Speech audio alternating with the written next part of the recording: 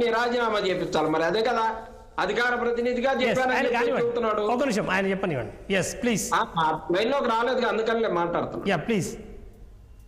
రెడ్డి గారు, యా ఆయన అధికార ప్రతినిధిగా చెప్పారా, మీ పార్టీ పౌరుడిగా చెప్పాడా, ఇవన్నీ కూడాను ఆయన వ్యక్తిగతంగా చెప్పాడా, ఇవన్నీ కూడాను ఆరోపణలు మాత్రమే. వినలేదు, ఆరోపణలు బయట వేసారండి, మీరు అప్పటికి జాయిన్ అవ్వలేదు, బయట వేసారు సార్. ఒకసారి బయట అధికారికి రాసిచ్చిందే ఇతను మీ పార్టీ కోవట్టని? లేదు, ఇతను అధికార పార్టీ ప్రతినిధిగా మీకు ఏమన్నా చెప్పారా? నేను రాసిస్తున్నాను ఏమి లేదు.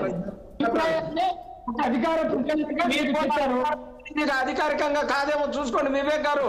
అధికార ప్రతినిధులను కూడా మీకేమన్నా రాసి ఇచ్చారా అని అన్నారు. వివేక్ గారు రైట్, ఓకే రైట్, మీకు కానివ్వండి. బ్రహ్మం గారు మీరు కానివ్వండి ప్లీజ్. బ్రహ్మం గారు మీరు మాట్లాడండి. చెన్నపరెడ్డి గారు, నేను చెప్పింది ఇక్కడ మహాసేన రాజేష్ గారు తెలుగుదేశం పార్టీ అధికార ప్రతినిధిగా చెప్పారా, తన వ్యక్తిగతంగా చెప్పారా, లేదంటే వైఎస్ఆర్సీపీ పార్టీ కోవట్టుగా చెప్పాడా అనేది నిజ నిరూపణ నిర్ధారణ అవ్వాలి. ఆయన చెప్పినటువంటి వ్యాఖ్యలను నిర్ధారణలోకి వచ్చాక దానిపైన చర్యలు ఉంటాయి. తెలుగుదేశం పార్టీలో ఎప్పుడు కూడాను తెలుగుదేశం పార్టీ అంటేనే క్రమశిక్షణ పార్టీ. తెలుగుదేశం పార్టీలో ఎవరైనా సరే తప్పు చేస్తారు, అది కార్యకర్త కావచ్చు, నాయకుడు కావచ్చు, లేదంటే ఎమ్మెల్యే కావచ్చు, మంత్రి కావచ్చు, పొలిటికల్ బ్యూరో సభ్యులు కావచ్చు, ఎవరైనా సరే ఇక్కడ ఎవరు కూడా ఎగ్జంప్షన్ అనేది ఉండదు. ఒకటే మాట, ఒకటే బాట. అది ఏమిటంటే తప్పు చేస్తే ఎవరైనా కానీ శిక్ష అనుభవించాల్సిందే, దాంట్లో ఎటువంటి సందేహం ఉండదు. ఒకటి మీరు చెప్పారు తెలుగుదేశం పార్టీ ఏదో కోడి పందాలు చేసింది 2,000 కోట్లు అని. ఎవరు చెప్పారు సార్? మీ పార్టీ మంత్రి కొడాలి నాని ఉన్నాడు, విచ్చలు విడిగా క్యాసినో నడిపాడండి గోవా నుంచి. ఎవరు చీకోటి ప్రవీణ్ అంటే తెలుసా మీకేమన్నా? ఏమన్నా చిన్నపరెడ్డి గారు మీకేమన్నా సన్నిహిత సంబంధాలు ఉన్నాయా? లేదండి. అంటే అంబటి రాంబాబు గారు కొద్ది ఉన్నాయిలే, జగన్మోహన్ రెడ్డితో పాటు అందరికీ సంబంధాలు ఉన్నాయంట. ఆ రోజుల్లో 1,000 కోట్లు నడిపించారంట కదా మరి సామ్రాజ్యాన్ని ఆంధ్రాలో.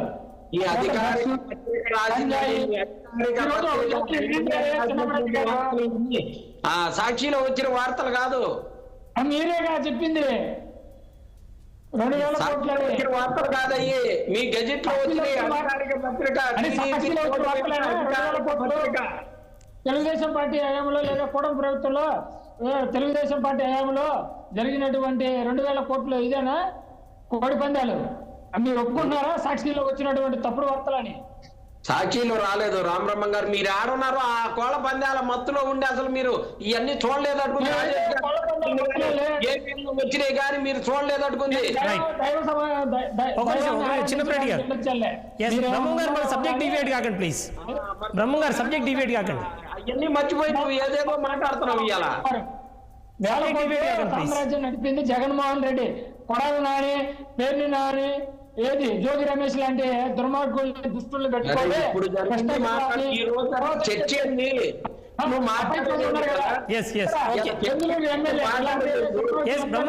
కానివ్వండి, ఆ రోజు 1,000 కోట్లు సామ్రాజ్యం మీది. కోళ్ళ పంద్యాలు, మట్కా, ఏమంటారు దీని ఏమంటారు, క్రికెట్ బెట్టింగ్. నెల్లూరు ఎంపీ ఉన్నాడు కదా, నెల్లూరు ఎమ్మెల్యే, అదే మాజీ మంత్రి, నోటిపారుదల మంత్రి, ఎవరు మన ఆయన పేరేంటంటే కొద్దిగా చెప్పండి చిన్నపరెడ్డి గారు, మీరే అనిల్ గారా? రైట్ రైట్, సబ్జెక్ట్ డిబేట్ అవుతున్నాం.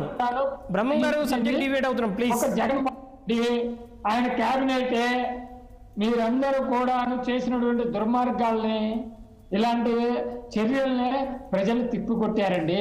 ఆనాడు రాష్ట్ర ప్రజలందరూ కూడాను ఏమని కోరుకున్నారు? ఒక సంక్రాంతి అంటే, దీపావళి అంటే, లేదంటే కనుక మన తొలి ఏకాదశి కానీ ఇలాంటి పండుగలన్నీ కూడాను కొన్ని ఏరియాల్లో ఉత్తరాంధ్ర కావచ్చు, లేదంటే ఉత్తరాంధ్రకి వెళ్తే మన ఈ పైడితల్లి ఉత్సవాలు జరుపుతారు. ఇలాంటివన్నీ కూడాను సాంప్రదాయాలని గౌరవించాల్సినటువంటి బాధ్యత కూడాను ప్రభుత్వాల పైన ఉంటుంది, పార్టీల పైన ఉంటుంది. కానీ మీరు ఏం చేశారు తెలుసా, వీటన్నిటిని ఒక ముసుగ్గా బ్రహ్మం గారు మీరు సబ్జెక్ట్ పూర్తిగా డివైడ్ అయిపోయినారు. బ్రహ్మం గారు మీరు సబ్జెక్ట్ పూర్తిగా డివైడ్ అయిపోయినారు. డివైడ్ అంటే మీరు కౌంటర్ ఇచ్చేసారు, అయిపోయింది. మీరు కౌంటర్ ఇచ్చేసారు, అయిపోయింది. మీరు సబ్జెక్ట్ లో ఉండండి ప్లీజ్. కాదండి, మీరు చేసిన దుర్మార్గాలు దుశ్చర్యల గురించి చెబుతుంది.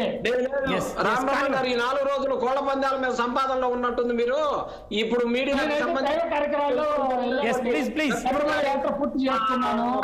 సబ్జెక్ట్ వదిలేసేయండి, ఈ సబ్జెక్ట్ లోకి రండి ప్లీజ్. బ్రహ్మం గారు స్ట్రైట్ గా చెప్పండి, స్ట్రైట్ గా చెప్పండి. ప్రపంచంలో ఉండటం వల్ల మీకు ఇవన్నీ అర్థం కావట్లేదు, అందుకని ఒక నిమిషం సార్ చిన్నప్పరెడ్డి గారు, బ్రహ్మం గారు మాట్లాడండి ప్లీజ్. మీ గవర్నమెంట్ లో జరిగినటువంటి కార్యక్రమాల గురించి ఇవాళ మాట్లాడొచ్చులే కానీ చిన్నప్పరెడ్డి గారు బ్రహ్మం గారు మీరు స్ట్రైట్ గా ఒక మాట సమాధానం చెప్పండి. బ్రహ్మం గారు మీరు ఒక మాట స్ట్రైట్ గా సమాధానం చెప్పండి. లోకేష్ గారు పాదయాత్ర చేసిన మాట వాస్తవము, కష్టపడ్డ మాట వాస్తవము.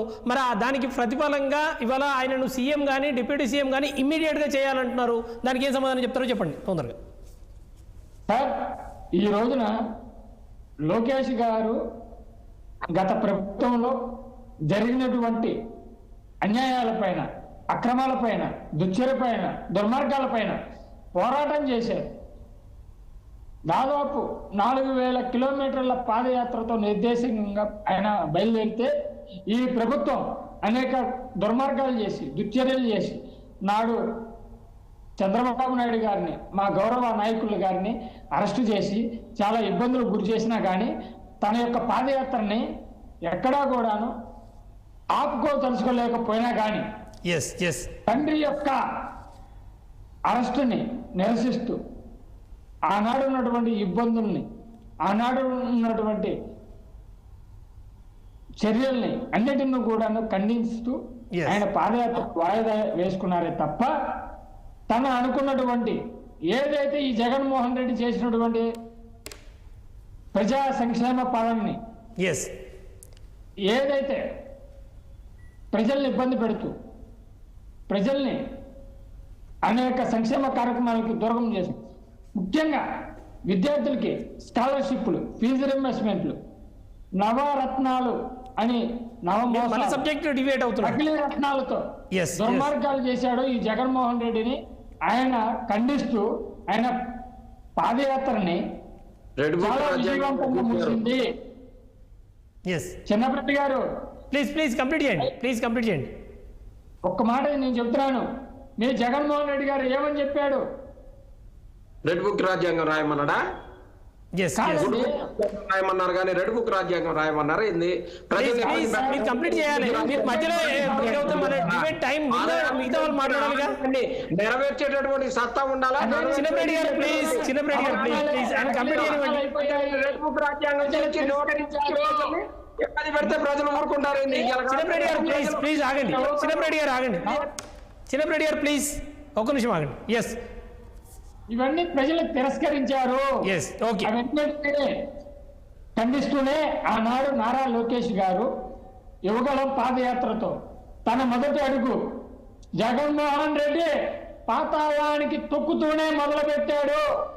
ఆ రోజు బంగారు పాళ్యంలో మీరు మొదటగా వేసినటువంటి దుర్మార్గమైన చర్య ఏంటో తెలుసా? నారా లోకేష్ గారిని పాదయాత్రను అడ్డుకోవడమే. డిప్యూటీ సీఎం చేస్తున్నారా లేదా?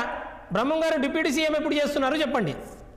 డిప్యూటీ సీఎం అనేది అవన్నీ కూడా ప్రజలే నిర్ణయిస్తారు సార్. ఈ రోజున తెలుగుదేశం పార్టీ కార్యకర్తలు, నాయకులు, అభిమానులందరం కూడాను ఆశీర్వదించాం కాబట్టి ఆయన తెలుగుదేశం పార్టీ జాతీయ ప్రధాన కార్యదర్శి అయ్యారు.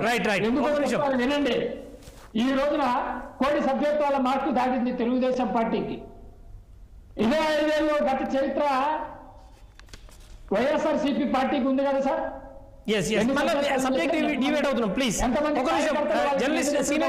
మస్తాన్ రావు గారు ఉన్నారు, ఒకసారి మస్తాన్ రావు గారు కార్యకర్తలకి న్యాయం చేశారో చెప్పమనండి. ఒక నిమిషం మిగతా వాళ్ళతో మాట్లాడిద్దాం. ఒక నిమిషం సార్. మస్తాన్ రావు గారు ఈ వైఎస్ఆర్సీపీ పార్టీకి ఉన్నటువంటి దాఖలాలు ఉన్నాయా? ఎస్, ఓకే, మళ్ళీ వస్తాను ఇంటి దగ్గరికి. మేము నిజంగా చెప్పగలుగుతాం. ఒక నిమిషం, మళ్ళీ వస్తాను మీ దగ్గరికి. కులం చూడలేదు, బ్రహ్మం గారు మళ్ళీ వస్తాను, బ్రహ్మం గారు మళ్ళీ వస్తాను మీ దగ్గరికి. చిన్నపేట గారు ప్లీజ్ ప్లీజ్ ఒక నిమిషం ఆగండి, మిగతా వాళ్ళకి టైం ఇవ్వాలి. పార్టీ తెలుగుదేశం పార్టీ పని చేయలేదు నాయన. మిగతా వాళ్ళకి టైం ఇవ్వాలి ప్లీజ్. చూడకుండా, మతం చూడకుండా పథకాలన్నీ ప్రజలకు చిన్నపేట గారు ప్లీజ్. మా కార్యకర్తలను చూడలేదు కాబట్టి మా కార్యకర్తలంతా కూడా చిన్నపేట గారు ప్లీజ్ ఆగండి ప్లీజ్ ప్లీజ్. పెట్టడం కోసం ఒక నిమిషం సార్ మసన్ రావు గారు మాట్లాడండి ప్లీజ్. ఇదే కదా. ఒక నిమిషం ఆగండి ప్లీజ్. మసన్ రావు గారు కానీ వైఎస్ఆర్సీపీ పార్టీ సంబంధించినటువంటి